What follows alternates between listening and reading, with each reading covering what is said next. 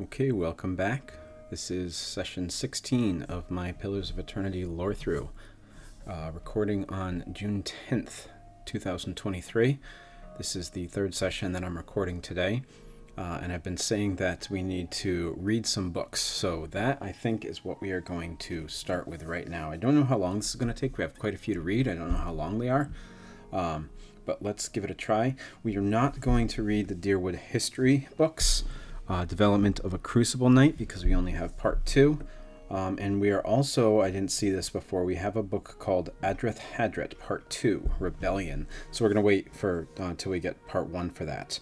But on the docket today, we have Saint Waidwen, Farmer Become God, Naasitaq Poetry, a compilation. Naasitaq is where Sagani is from. We have True Stories from the Living Lands, The Many Faces of Berath. Berath, we read about it, I guess, the god, in the last session, or maybe it was the session before. We have Barathian Scripture, another Berath book. We have Psalm to Woedica, another goddess. We have Aedyran Dialects, and finally, House Doemenels. So let's try and find those books here. Should be in the stash. All right, so the first one on the list, Saint Waidwen, Farmer Become God.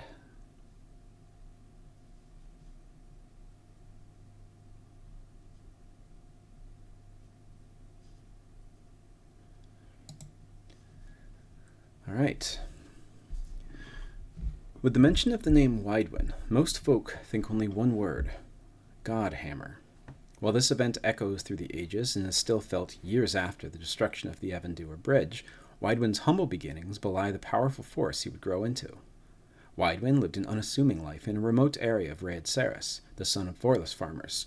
Vorlis are plants that produce a kind of purple dye.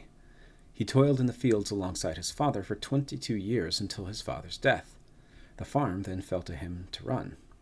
He considered selling, but had no other skills upon which to draw, so he set on the path of Vorlis farmer as well.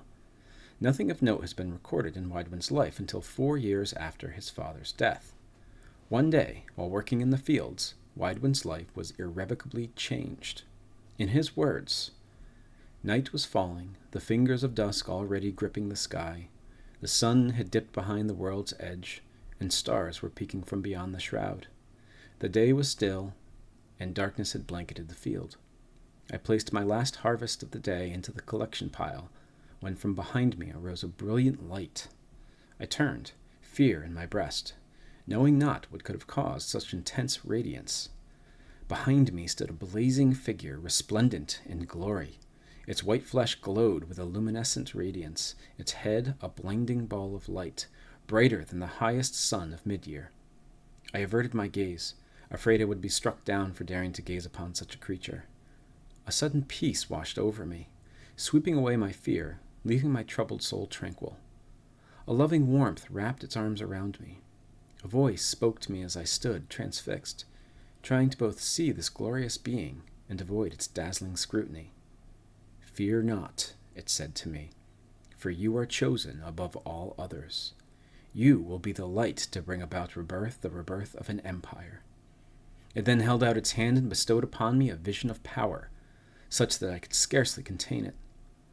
Waidwen, disheveled and dirty, stumbled into his village the next morning, telling all who would listen about the miracle that happened in his fields. Aethys himself, he claimed, had appeared to him. He was to punish the Aedyran governor for leading his people into ruin. A way would be provided, and those faithful who helped would be blessed when the divinity manifested.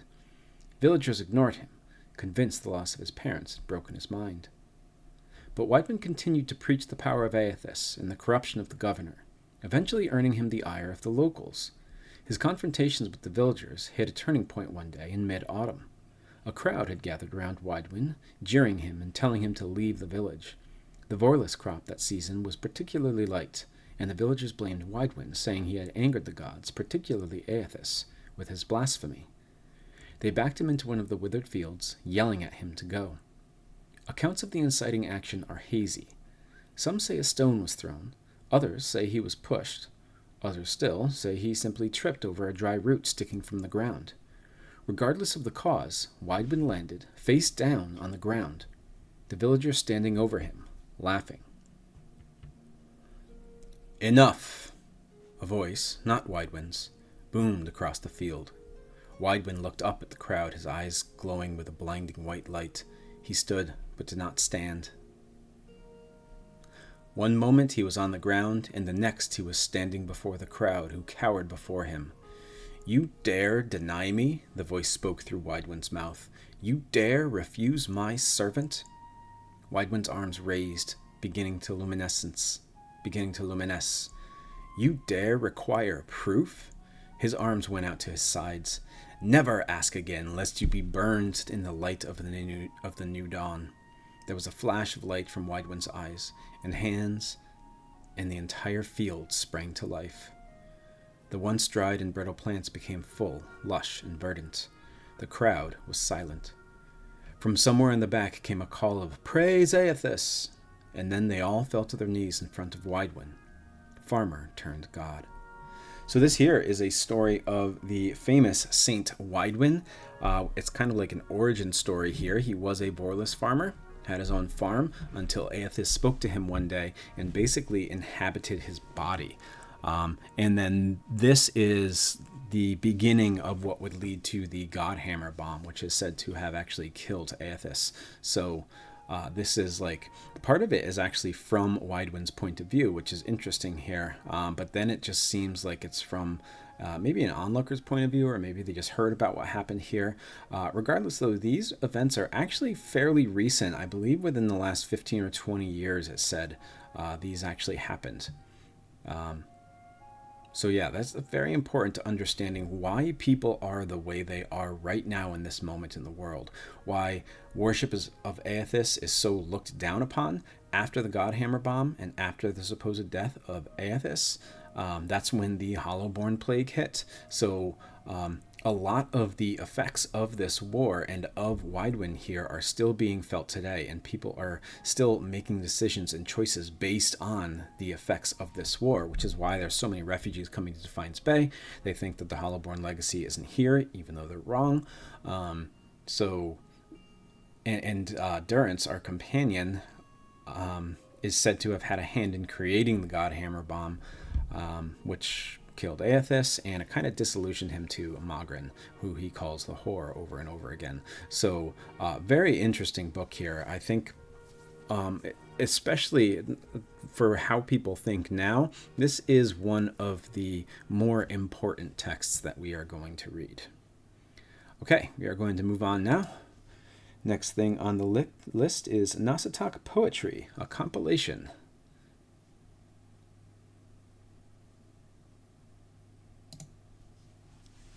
All right, let's read some poetry. The Expedition. It's appropriate that Sagani is back here.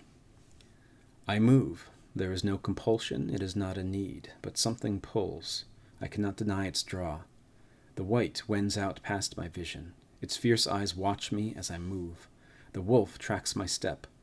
A silent companion who will not join. All is blank. The pale expanse lies before and behind. I search. The miles pass and still my feet move. My hunt continues unabated.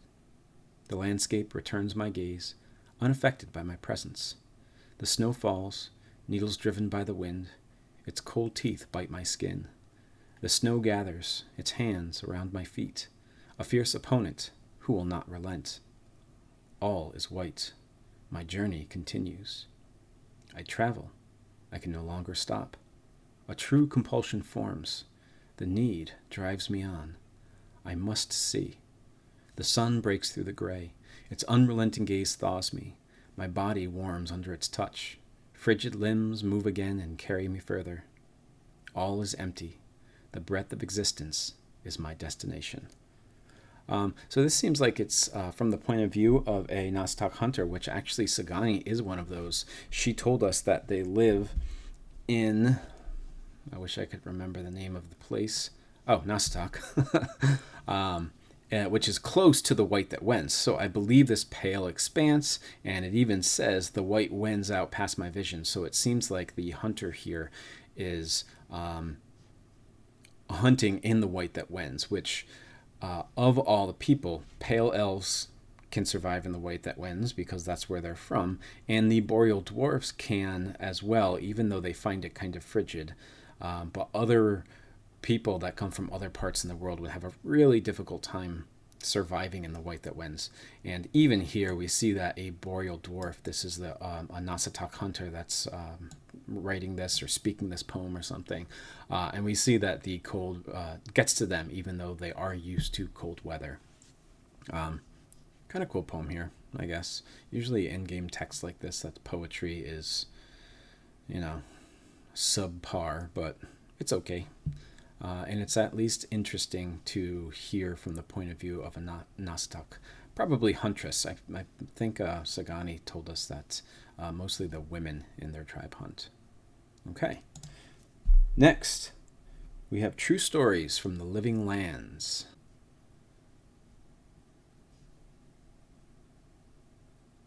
There we go.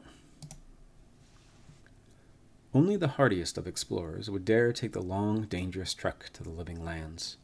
While there is no denying its beauty, the diversity of plant life alone is an herbologist's dream.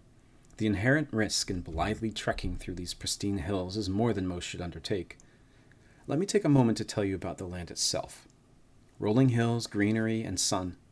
The whole area feels like a succession of hills and valleys, each with its own ecosystem.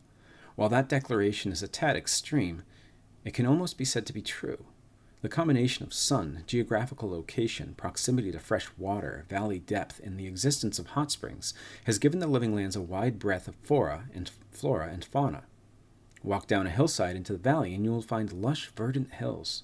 Climb the next rise and you might see nothing but rock and boiling mineral springs. And the creatures! In my travels, I've seen it all, and this place never ceases to amaze me. Trolls. So this is actually kind of like the Monsters of the Deadfire Archipelago book that we read a few sessions ago. I forget exactly when. But yeah, it seems like we're going to hear about some of the creatures you can find in the Living Lands. Trolls. I'll never forget my encounter with the trolls of the Living Lands. I had just narrowly avoided being consumed by a giant plant, more on that later, and was running as fast as I could to get away from it. I broke the crest of the hill, and the valley below was wide, green, wet, and covered with low, thick-branched trees.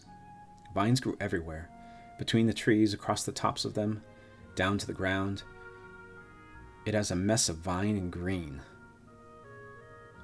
Cautiously, I worked my way down toward the basin, keeping an eye out for anything suspicious, and it's a good thing I did so. I noticed not all the trees appeared to be trees. I froze, dropping to the ground in an effort to minimize my appearance. One of the trees moved, lumbering slowly away from the cluster. It's then that I realized it was a troll, stepping out from among the group of trees it had been resting against. With a few more steps, I would have walked right into their home. The camouflage these trolls exhibited far exceed any I had ever seen before.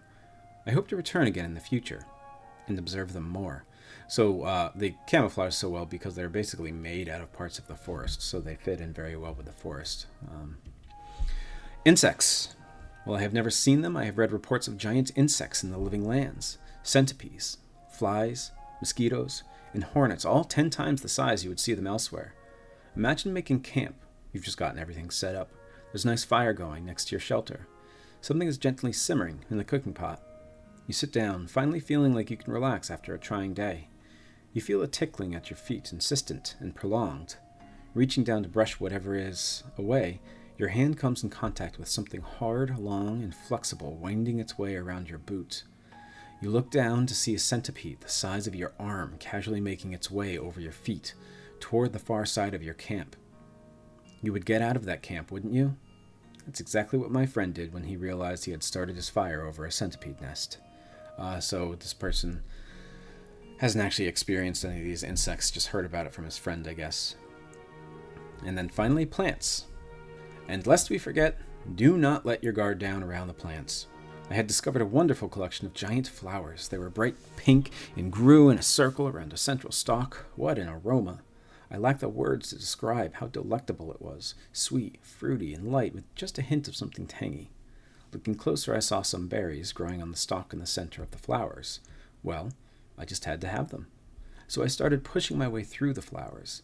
Then the vines growing around the base of the plant began to twitch, and the blooms turned towards me. It was at that moment I saw the blooms weren't actually flowers, but hinged jaws. I had been fooled by its camouflage. I quickly retreated, pushing my way back out just in time. The blooms slammed shut. If I had still been standing there, trying in vain to reach the berries, I wouldn't be writing this book today. So Living Land seemed like quite a dangerous place to be. A lot of camouflage going on. You don't know where the danger is and everything. Sounds like it would be cool to go there someday. Maybe in Avowed, maybe in Pillars of Eternity 3, who knows. Next, the Many Faces of Berath. Berath, again, is the god of death and rebirth, depicted as the Pallid Knight, who is a woman, and the Usher, who is a man. So many people refer to the god Berath as it. How fitting that we know the god of cycles, doorways, mortality, and inevitability as Berath, while the Vailians know this very same god as Cyrano. For if nothing else, Berath teaches us that duality exists in all things. There is life and death and life. Embrace this duality, and you honor Berath. In the ruins of Glanfath, Berath is depicted in the form of two semi-skeletal figures, one male, one female, Benweni Anku and Ankui Bunen, literally, life and death and life in the Glanfathan tongue. Male and female, inside and outside, life and death. We often think of Berath by imagining two sides of a coin, or the two end points of a journey. It's said that Berath has the most petitioners of every god, and this is likely true. Who amongst us has not prayed for the cycle to hiccup? Who has not, in a moment of sadness, yelled at Berath to make an exception for our fallen loved ones? Berath may not rescue our loved ones, but it answers our prayers in its own divine way. Berath is the god that makes life and death, and it is also the god that makes death end in life. Berath, Cyrano, Bunin Ianku, Ankui Bunin, whichever of the many names you prefer to use, deserves our prayers, for it has given us the promise of life's eternal renewal. So, not too much new here that we didn't read about when I read the section on Berath from the Collector's Guide. So, I guess I'm not going to say too much about this. Just kind of we see that Berath is pretty interesting. That represents both death and life. And that's an important aspect of who Berath is. Next we have, keeping with the theme, Berathian scripture. Behold, thou faithful, the visage of thy transformation. Fear not the journey when the portal opens. Become one with the wheel with glad heart and cheerful countenance, for the doorway shall open for all in their time. Neither the rich nor influential, neither kings nor rulers, neither the strong nor powerful can escape its embrace. Berath will usher thee through the doorway, and thou wilt return to life, thy mortal life begun anew. There goest the cycle, there goest life, there thou goest also. Thou shalt approach the door, the inevitable shall approach thee. Do not turn back on the portal, do not turn back on new life. Walk the path, and welcome the change or face the night, for he walks the road with thee, and will guide all to their destination. Thou mortal, the skull thou wilt become. Thou closed off, the key thou shalt turn. Thou sealed, the threshold thou shalt cross. So kind of highlighting here that Berath basically stalks everybody their whole life. And if they refuse to die, then that's when Berath sends the usher after you. So it's just kind of saying, look forward to death, because in death you find new life. Very Berathian. Okay, next we have another god here, Psalm to Woedica. Oh, last one. Ye exiles, ye broken, fear not the vengeance of the burned queen. She watches from her throne, ever vigilant. She hears the oath thou dost speak at her altar. She hears the oath thou dost speak at thine home. She hears the oath thou dost speak in the dark. For ye who would keep the word, thou shalt escape the gaze of her, the justice of her gaze. Beware, ye liars, ye unfaithful. Beware ye with a hardened heart. Beware, for the eye of Woedica will not be blinded. She hears the sundered oath. She is not fooled by the winding path. She attends the broken promise. She sees the deceiver. There is no shadow too dark. Her gaze will find thee. Her justice will not be restrained. The fires of justice will never be quenched. The throne will crack, the law will burn. But the queen that was always will be. Speak not in untruth, or thy tongue will be bound. Remember thy place. Remember thine oath. Remember thy queen.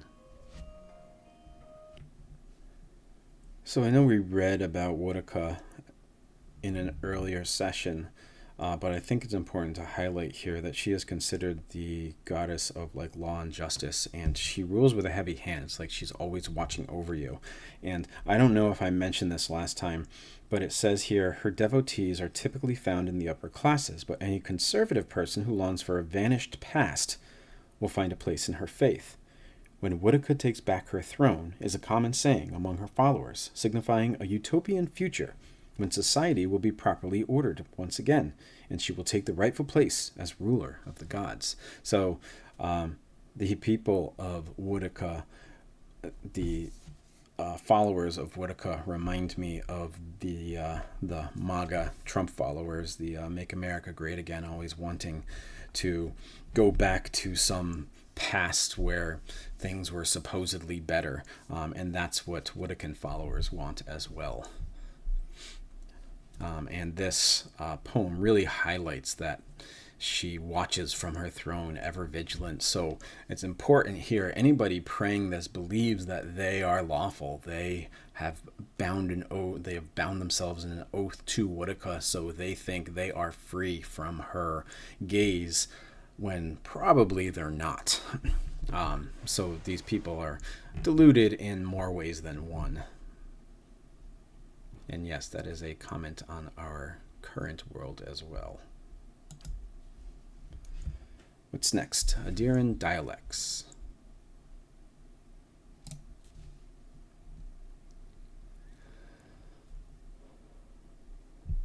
The sun does not set on the Aedyran language. Those of us who commune with this proud language, or some derivation of it, populate every corner of Eora. Most of us who speak this wonderful tongue know it as Aedyran, but scholars and those obsessed with correctness often qualify it as modern or contemporary Aedyran. This is to contrast the language you and I speak today with Aedyran, the old elven language that was spoken in the Aedyran Empire back before the pioneer settlers of the Dyrwood built their longships. If Aedyran could be considered the mother of the living Aedyran, the language of Hillspeak could be seen as Aedyran's cousin. Hillspeak is fading from common use, but many of the elves, especially the older ones, in the Aedyran heartland still use this dialect. Whether you know it or not, if you can read these words, you can understand Hillspeak. It is almost identical to Aedyran, but includes a large vocabulary of archaic words that have fallen out of use in today's Aedyran. When you hear bards sing old Aedyran poems, there are often lines of chorus that sound like melodic nonsense inserted to complete rhymes. These are usually instances of words that are lost from our common language, but still used in Hillspeak. While Hillspeak is familiar to speakers of so-called modern Aedyran, the same cannot be said of our language's predecessor. Aedyran is a dead language, spoken by academics, but not used in any major community. Aedyran words are often familiar to Aedyran readers, but the words use orthography that has since been abandoned. Unfamiliar accents marks abound. For example, Aedyran contains some diphthongs that have no place in the modern Aedyran, as well as a few tricky consonant clusters. Ea creates an ia sound that sounds like the colloquial salutation heya, aya, so aya. Eo sounds like ao.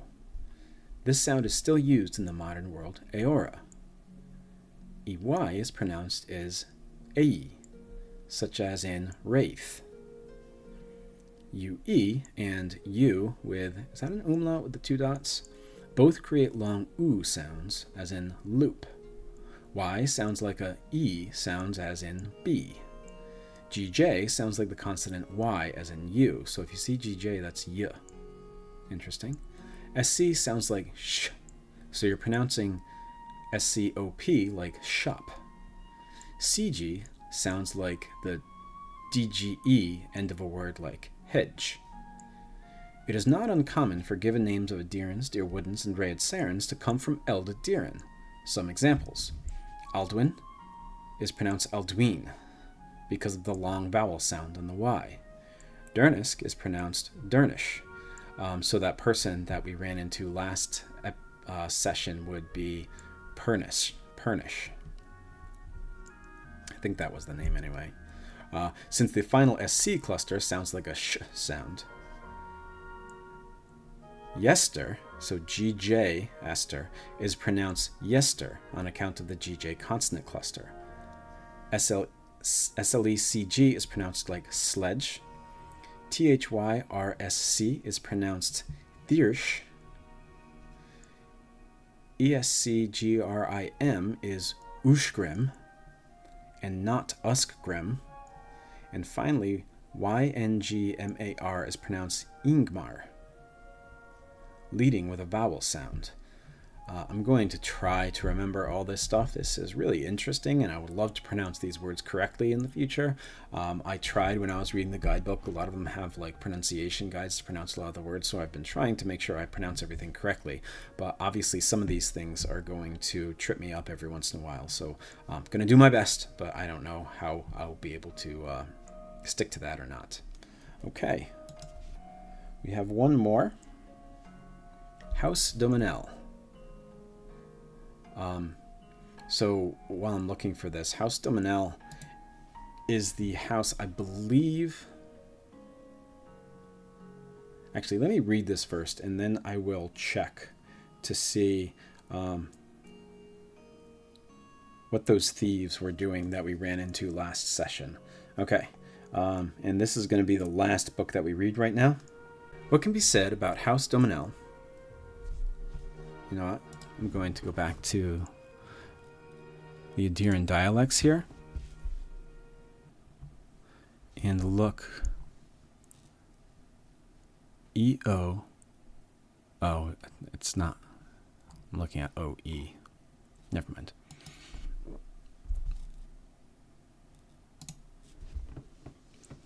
What can be said about House Doemenel that isn't whispered fearfully in a back room over the dim light of a dying fire in fear of the wrong set of the ears will hear it? The Doemenel history is colorful and violent, exciting, and more than a little bloody. The Doemenels were a small Aedyran family that dealt almost exclusively in textiles. They made a modest living, slowly gaining a reputation for having high-quality product.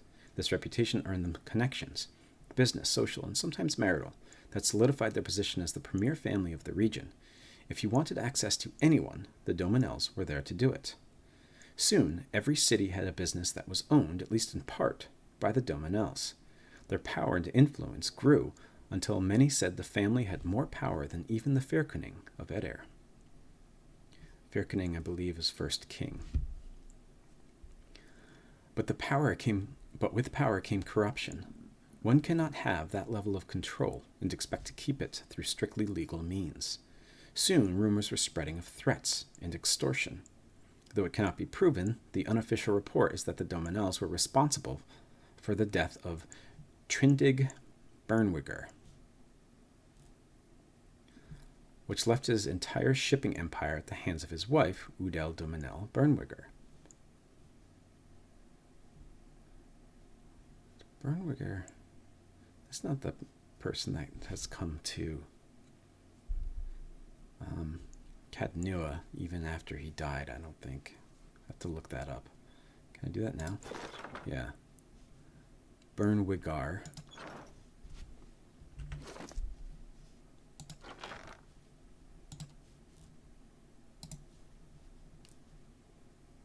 No, there's an A. Okay. With their hold on the land practically secure, the Doemenels no longer stuck to the shadows, brazenly eliminating opponents, manipulating deals, and threatening anyone who might cause them a problem. Because they now dominated the trade route, no one dared oppose them any more for fear their business would be strangled. Like most empires, though, not even theirs could last forever.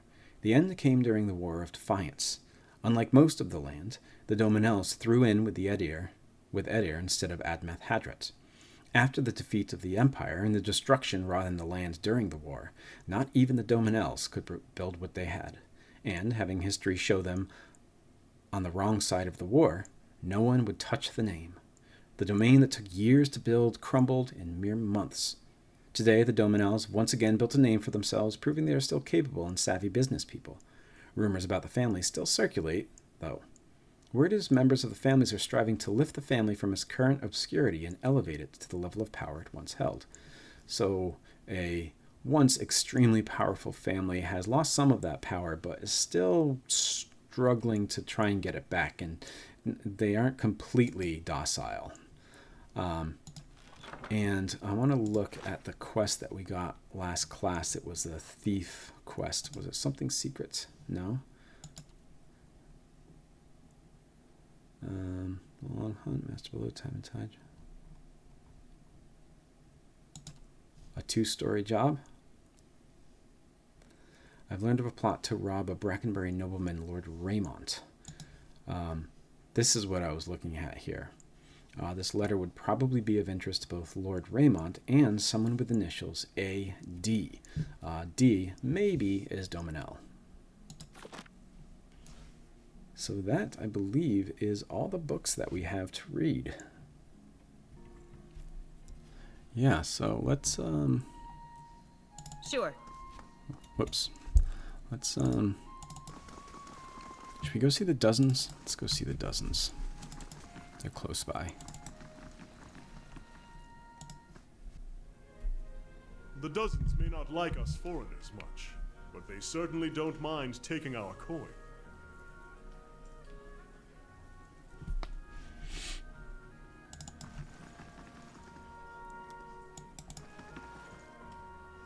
Oh.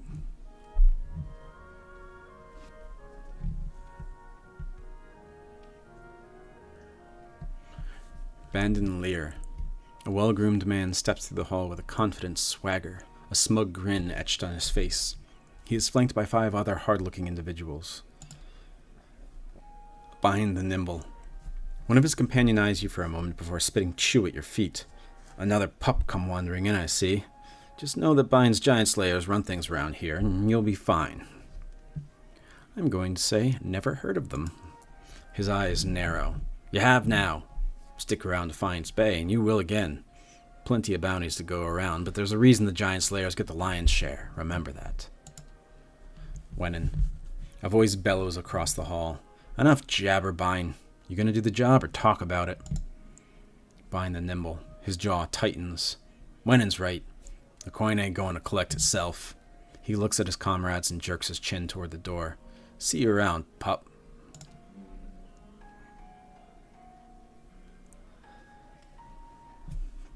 Pleasant guy. Daggers mark the locations of various Ingwithan ruins. Notes posted around the map list best on current expeditions. These guys, I think, are hiring groups of, I don't know if they're mercenaries or just adventurers who are going and plundering the Ingwithan ruins, trying to find artifacts. Don't stand on ceremony. State your business. This rough-looking man glances at you briefly as he scans the mercenaries milling around the room. I want him to tell me about the dozens. Wenin's expression becomes serious, the timbre of his voice deepening.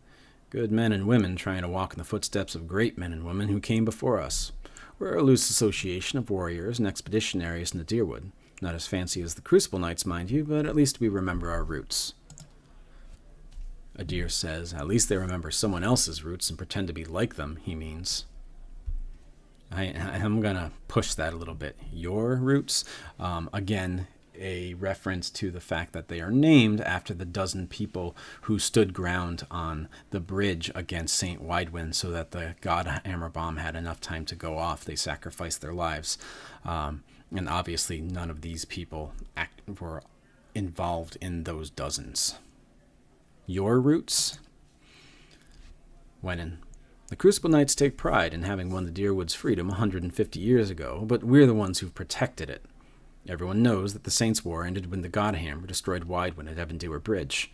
A lot of folks don't know how Waidwen wound up on that bridge. 7 men, 5 women.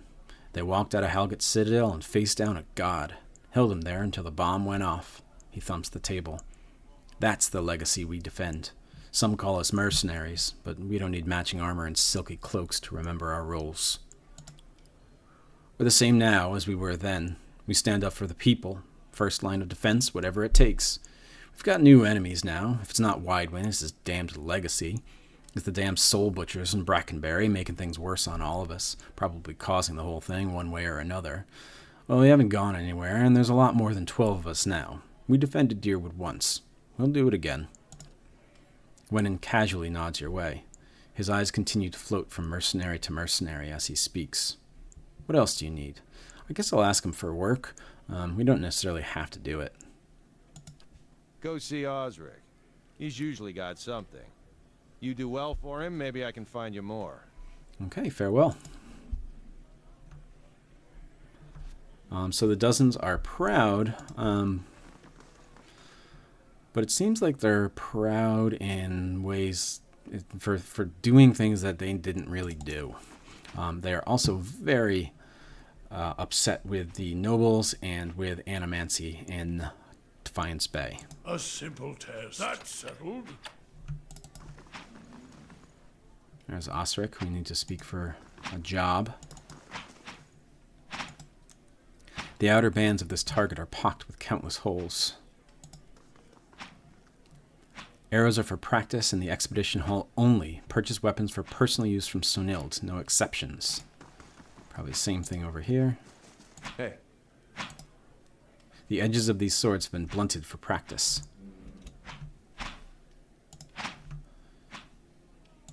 Someone scrawled Commander Cliver across this dummy in chalk. I don't know who Cliver is, but I'm gonna wait to talk with Osric. Let's go see what else is here.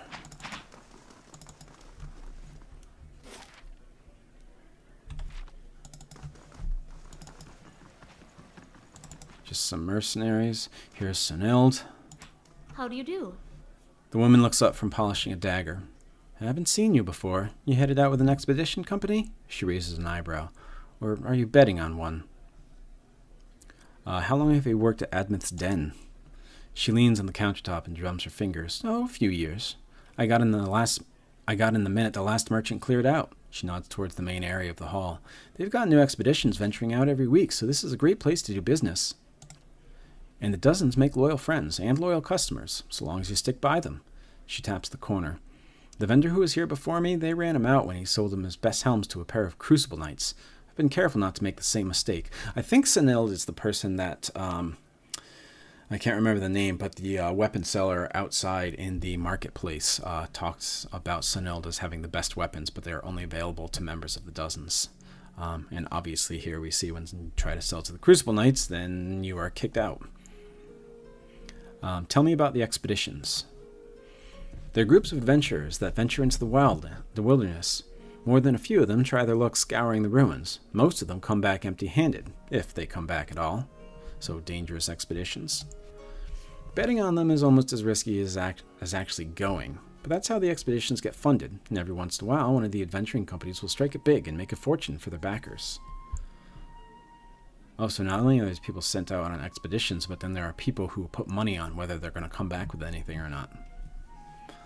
Let's see what she's got for sale. I'm afraid not. See, the dozens only do business with me so long as I only do business with them and they're good customers. She jerks her thumb at the door. But if you go get on Osric's good size, he could make an exception for you. He's probably training some of the new recruits right now. Farewell.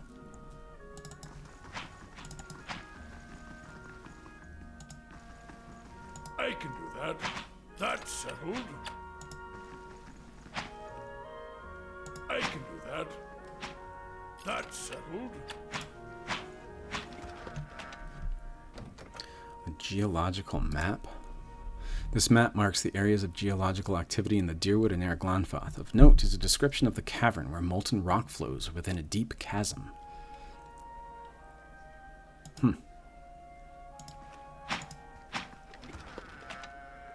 Just a morning star in there.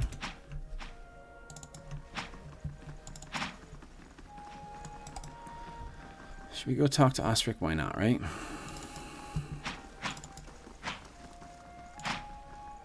For the last time, Aedyran, keep your fucking blade up. If that dummy was armed, it'd have your head off. This man watches the training adventurers with the disinterested contempt of someone whose skills are wasted upon this setting. He barks at one of them.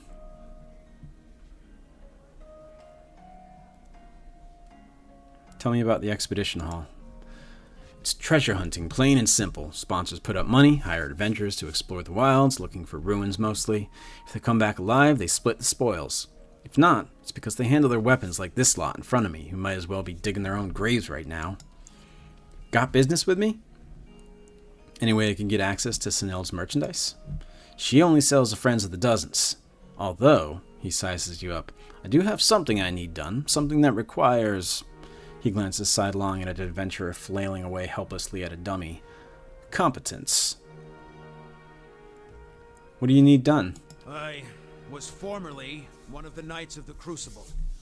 When I left, they kept my arms and armor. The arms they can have, but the armor belonged to my family. I'd like it back.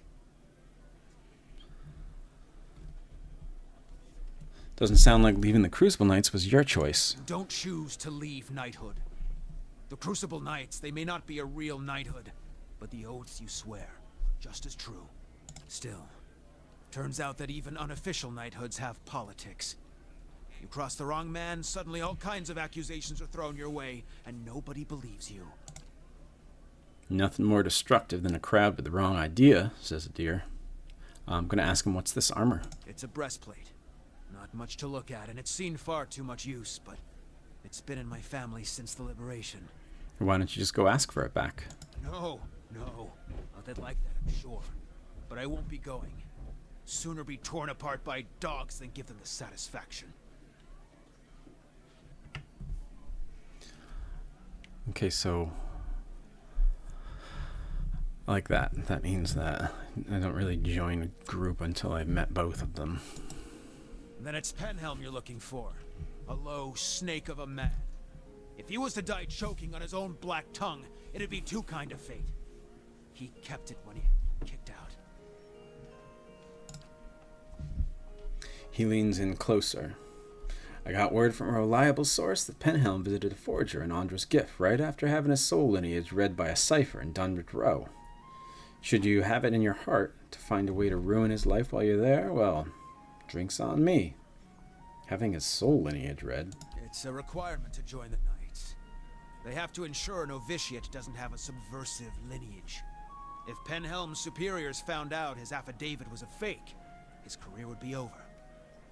Every novitiate gets an affidavit from Dunreed Row, and those are stored at Crucible Keep. If you find Penhelm's, one of those ciphers could tell you if it's real. I wonder if I could tell if it's real. Or maybe you have to work at Dunreed Row. Sagani scratches the back of her neck. If generations of Masuk's traditions are any indication, this Penhelm probably doesn't remember it. Still, a past like that has to count for something. Let's also look for work. I don't know if he just already gave me work, but... You want an expedition? Talk to Wenan. I just handle these mercenary shit shovelers. Adventurers, I mean. Farewell. Okay, so we got a new quest. Rogue Knight to find the heirloom breastplate.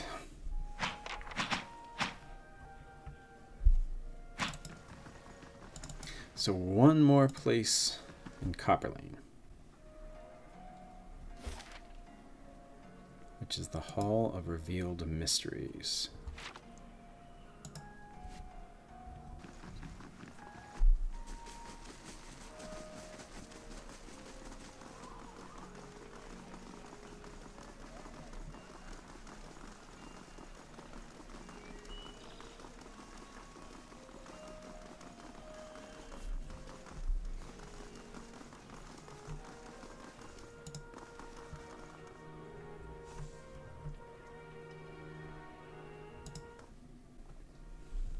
I'd wager there are more than a few banned books in here.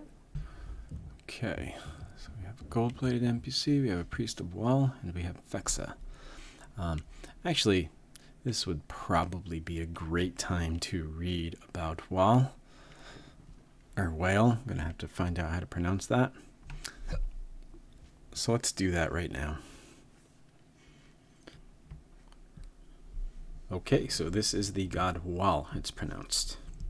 Aliases: the obscured, the eyeless face, the 100 visions, he who sees and is not seen. Portfolio: visions, dreams, revelation, illusion, secrets, obfuscation, cryptography, symbols, perception. Unknown allies and unknown foes. And then symbols are stylized eyes, alone or in groups, sometimes in great masses. Wael's objectives and thought processes are often inscrutable to others. Why did we stop? Did you see something? Sorry about that. It represents both the acts of concealment and obfuscation, as well as the acts of revelation and decryption. People pray to it both to protect the high and hide their secrets, as well as to help them unravel a riddle or problem in front of them. The obscured is the only consistent manifestation of Wael, though it has supposedly taken thousands of forms among mortals when it suits it to do so. The obscured appears as a person of constantly shifting sex, age, race, size, and ethnicity, speaking an endless number of known and unknown, possibly nonsensical languages. Two things are constant about the appearance of the obscured. Its face has no eyes, and it is surrounded by a swirling cloud of eyes of all different sizes and shapes, many seemingly painted or illustrated, others monstrous or tiny, but of incredible number and variety. Wael's priests are often the founders and caretakers of many centers of learning, including various libraries.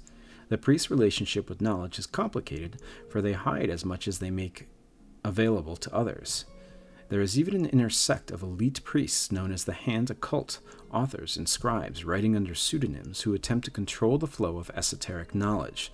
Some academics believe there is more sinister side to the Hand Occult, but most scholars find the strange scribe's activities more bizarre and silly than malicious. And there's also some pictures on the bottom of the page here. I guess they could be pictures of Wael. They might also be pictures of the god Skane. So when we read about Skane, we should try and see what it says.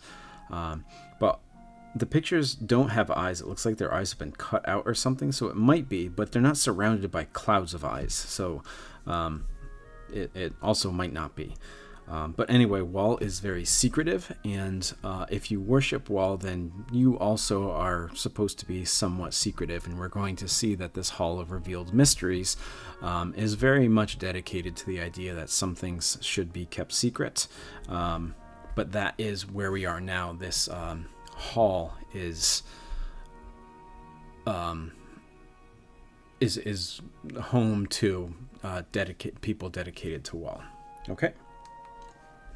Also, once again, a god referred to as it. No gender, no ethnicity, no race. It's very inconsistent in how it appears, though the eyes surrounding it are consistent. Alright, let's go. Let's talk to Fexa. Welcome to the Hall of Revealed Mysteries. Oh, thought there'd be more than that. Friend. Fexa. The woman barely glances up from the tomes on the table as you approach. You're welcome to browse the stacks, but mind that you keep your voice down. This is still a temple, after all, and Grimda doesn't tolerate disorder. Tell me about yourself.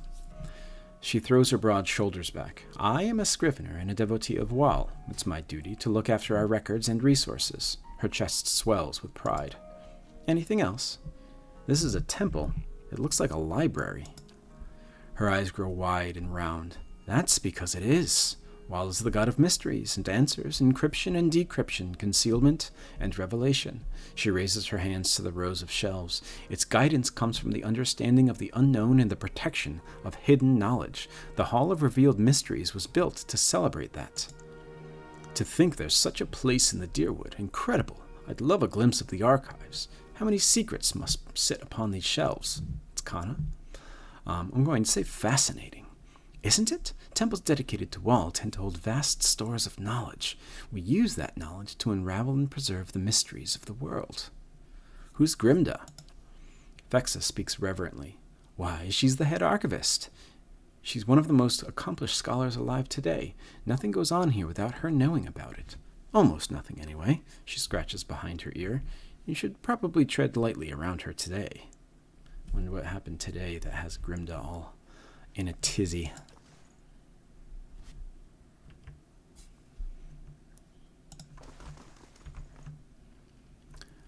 Okay. The books on these shelves cover the history and mythology of Old Valia. Records of books borrowed and returned fill the cubbyholes. The priest say anything? These days it's rare to find folks who'll do so much for strangers. I think he's talking about me. Let's see what these books say. I think we can read the books without stealing them. We have not read the Book of the Hunt, and we have not read the Aedyran Empire Part 1. We need to find those. Don't think right now is a good time to read them. Maybe we'll talk to people here in this session, and next session we'll try to read some of the books that are around here. That'll be a lot of reading in just a couple sessions, but yeah, might be okay. There's probably some interesting things in these books here. The symbols on these pages writhe and shift. They're dizzying to look at. The titles all refer to Glenfathan mathematics and advanced geometry. The Midwife's Memoirs and the Aedyran Empire Part 2. Yeah, I really want to read these. Excerpts from the Sermon of Struggle in the Erotian calendar. That's something else I want to do. I want to go over the calendar and the seasons and all that good stuff. The Travels of Errol of Levi, 2662 to 2680 something. I feel like that was the person that opened the Goose and Fox Inn. We talked to the bartender Bishop before. No entry into the archives without Grimda's permission. I'm guessing this is the archives back here. We won't try and sneak our way in there. Elder archives, yep. Missives of the Handicult in the Final Journal of Jonas. The Saints' War Part 1, Overthrow and Daily Affirmations of Focus and Efficiency. I think maybe we read that last one.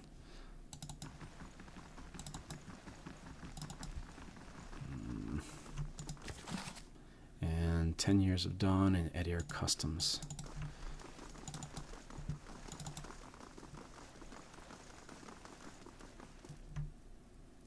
I think this is Grimda here. Impossibly, this painted eye seems to move whenever you turn your back. Yes, this is Grimda, so let's speak to Grimda. Greetings. An elderly dwarf surveys the sacks. Her skin looks as tough and wrinkled as a walnut. Despite her stature, she manages to look down her nose at you. You're welcome to look around, but let the priests and scriveners continue their search. She shoots the nearest robed figure a withering glare. Wouldn't do to give them any other excuses. So she lost something, it appears. I'd like to know more about Wael.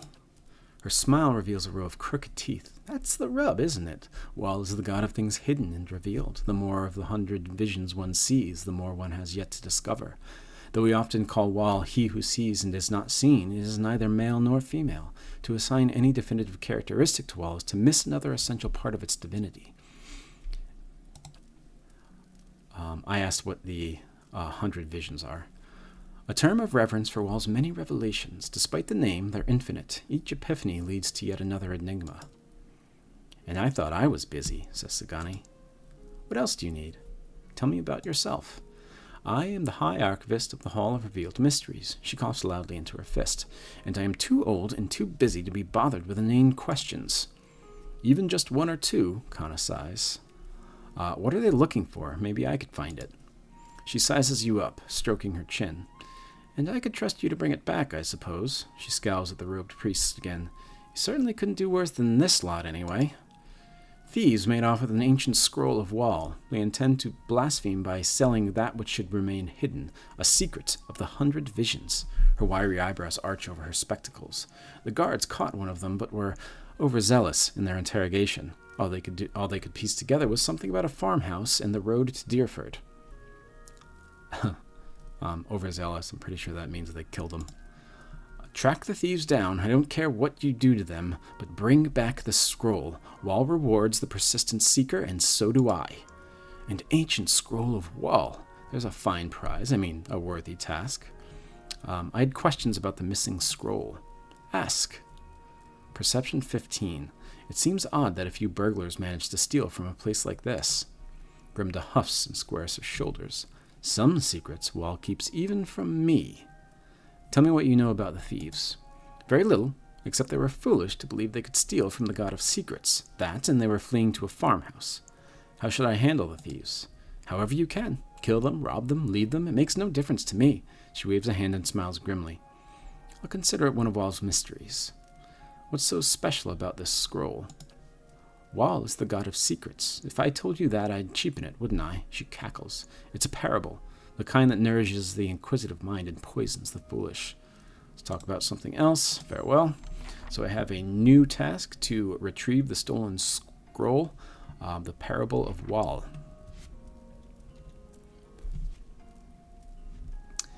So yeah, I've talked to everybody here, which I think is where we are going to stop for this session.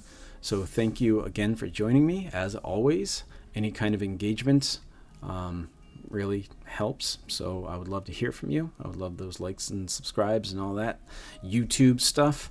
Thanks so much for watching, and we will see you again in the next session. Thank you.